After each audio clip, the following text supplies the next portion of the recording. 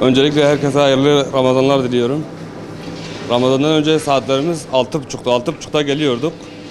Akşam saat 7'de gidiyorduk. Şu anda oruçtan dolayı saat 12'de gelip gece 3'e kadar buradayız. İftarımızı burada açıyoruz.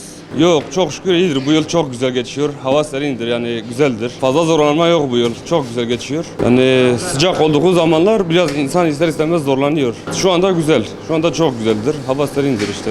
Güzel geçiyor. Hem orucumuzu tutuyoruz hem de çalışıyoruz, yani iyidir, çok güzel. Bayram sabahına kadar işte çalışacağız.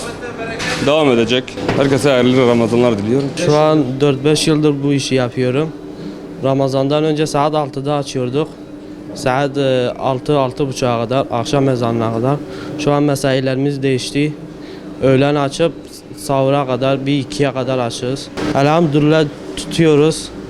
Az zorlanıyoruz biraz ama Allah'a şükür yine idare ediyoruz. Allah yardım ediyor.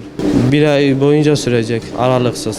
Yani Ramazan gelince bereketli oluyor. Şükürler olsun, güzel oluyor.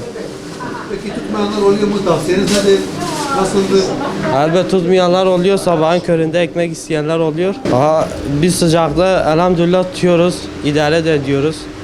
İnşallah herkes tutsa. Hava çok serin. Günler de kısa. Yani zaman çabuk geçiyor.